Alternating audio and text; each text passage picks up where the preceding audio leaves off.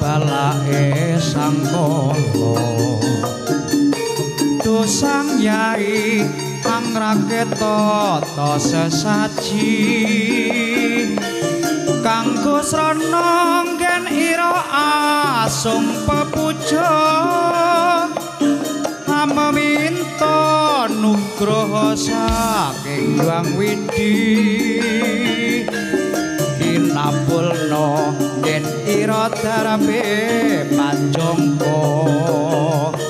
pinantuwa berkah basuki yuwana kang becik ketitik kang ala bakal ketara sesanti rahayu taruna budaya tetap jaya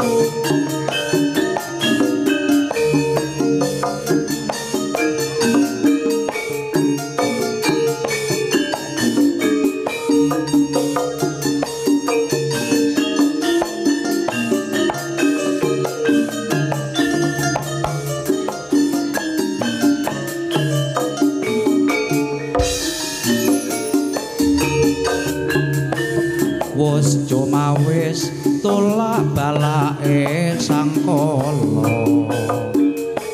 dosang yai angraketa ta sesaji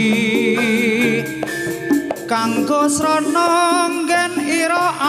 asung pepuja hamba minta nugraha saking Hyang Widi kinapulna yen ira darape panjangka pinantuwa berkah basuki yuwana kang becik ketitik kang ala bakal ketara sesanti rahayu taruna budaya tetap jaya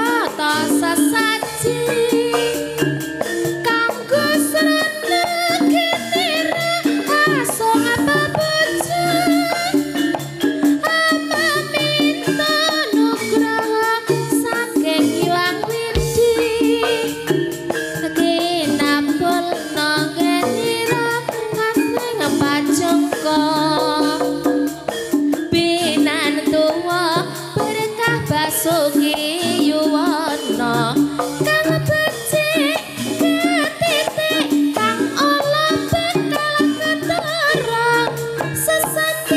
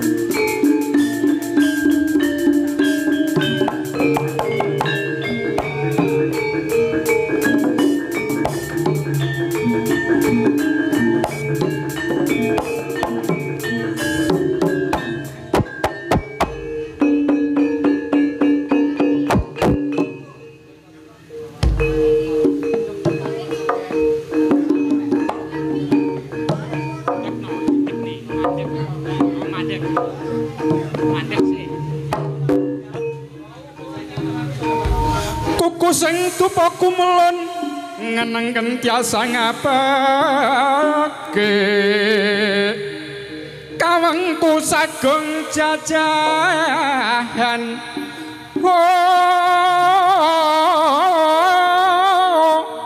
nanging sanget angi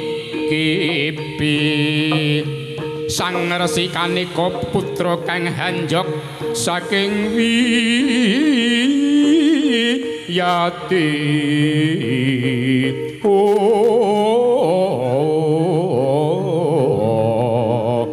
jengkar saking sanggar pamujan jengkar saking sanggar pamujan sigra anuju ing pagelaran Jawi ingkang jegrek yen Cinandra kadya tugu Sinukarta ingkang tancut Taliwondo angasta pecut pinangka pyak ketering cambut kemobat kemabit sak kakang arit gedhi bebasan dipecutake bumi sigar merapat dipecutake gunung jugruk segara asat apa maneh yen siap betapake manungsa bakal ajur tanpa dadi bebasan bisa ambedah kawah candra dimuka waraka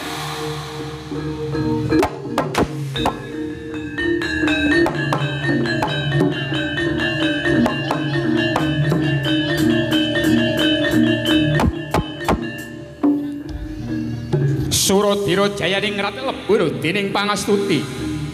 ingkang tetepe dar Pangastuti kekesing dura angkara tetela sing sabar lan arima sapa kang nandur becik bakal ngunduh woing pakarti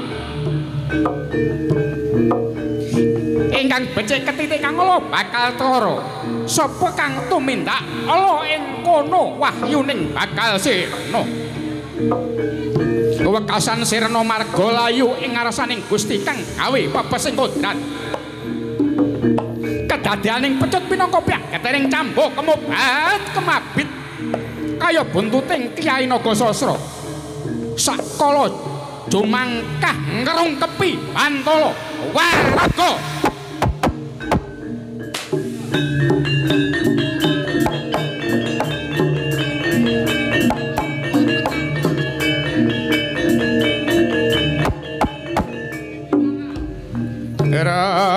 sirep sidem permanem datanono sabawane walang kang alisik ron-roning kayong datano bahlabet samirana datan lumampah ingkang samya seba datan wani sabawa amung jumeneng wonten pagelaran Jawi ingkang tancutan Taliwondo angasta pecut pinangka pyak ketening cambuk mangkono tegesang bapa ngundang perigentayangan gendruwo titikan ilu-ilu Banaspati ananging amung gawe regenging suasana katon gumuruh yen Cinandra kadya bledhek ing mangsa ketiga agawe girising jalma agawe kekesing para kadang putra putri ingkang taksih lenggah wonten pagelaran kang lumampah wonten pagelaran Jawi Sang Maha Sigra minta mring Gusti kang anggawe pepesing kodrat mugia kalis ing sambikala putra putri kang sami makarya ayu rahayu kang sami pinanggih warga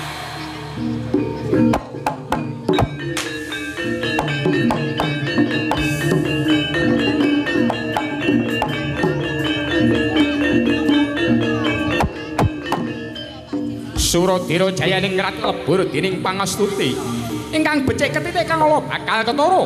sapa kang tumindak temen ing kono bakal tinemu Risang Maha Sigra angasta pecut pinangka pyak golek sang bapa ing ngarsaning Gusti kang agawe pepesing kodrat yen ana balak saka etan Balya melang mengitan yen ana balak saka kulon Balya mengulun yen ana balak saka kidul Balya mengidul yen ana balak saka lor Balya mengalor yen asalmu saka lemah tak jaluk dadi lemah yen asalmu saka angin tak jaluk dadi angin yen asalmu saka banyu tak jaluk dadi banyu yen asalmu saka geni tak jaluk dadi geni bali marang kersaning Gusti kang agawe pepesing kodrat Waraga